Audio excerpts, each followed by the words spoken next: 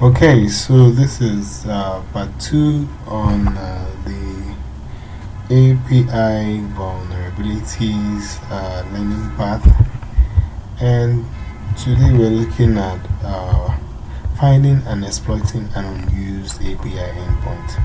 If you've seen my first video, I explained what API is, and so if you don't know what API is, you could just check that out. Or basically, you could just Google it, you know. So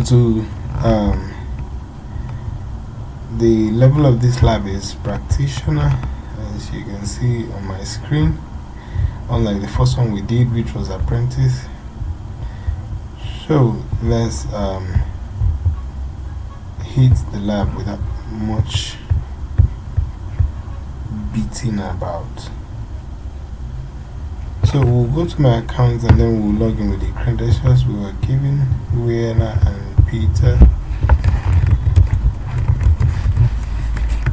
And password Peter. So let's log in. The goal of this lab, basically, we're going to try to purchase this leather jacket for free. So the leather jacket costs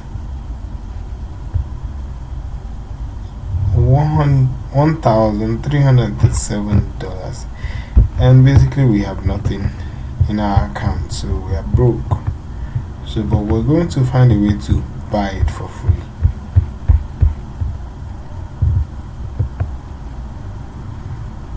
And this is the request for that product. Alright.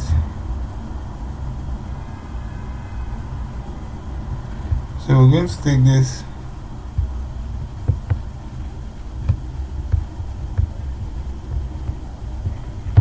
and we'll be sending it to repeater.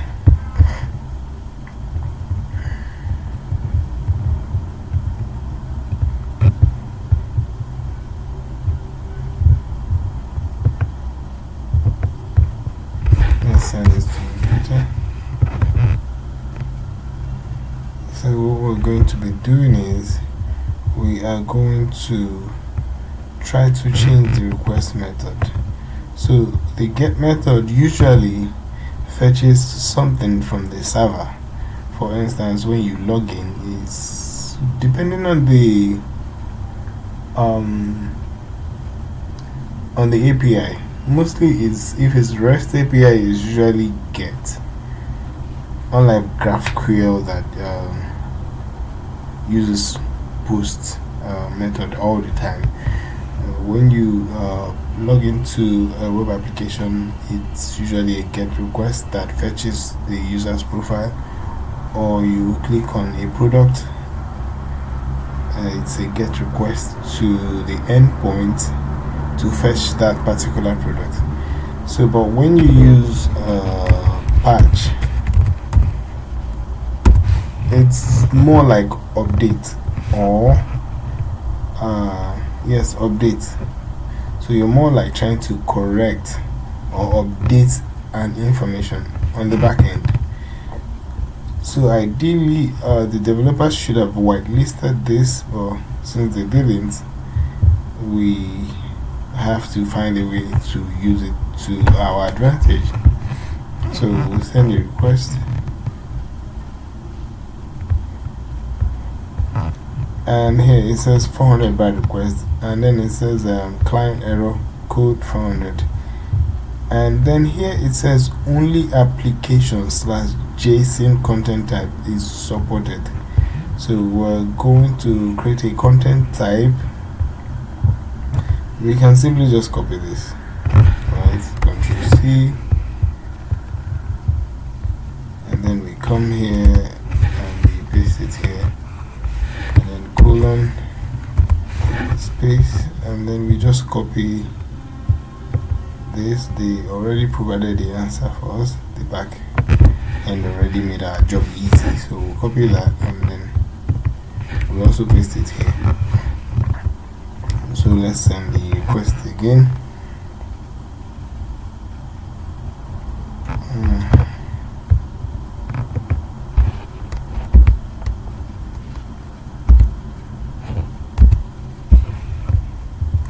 think this one should be capital letter. Let's send it again. And this time it's saying internal server error.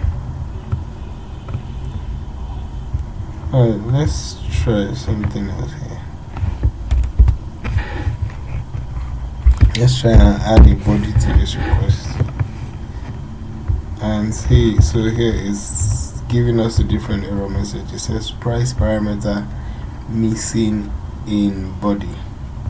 So what we're going to do is we're going to try to add price. Excuse me. And if we successfully add a price, we will be able to change the price of the product we're trying to buy. So price.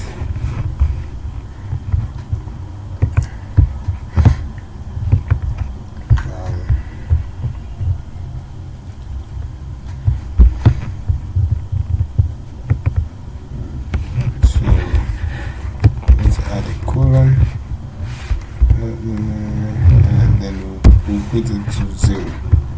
So let's send the request. And here it says 200. Okay, that's our response. And you can see in the body here it says price is now 0.000. So let's go back to the browser and refresh.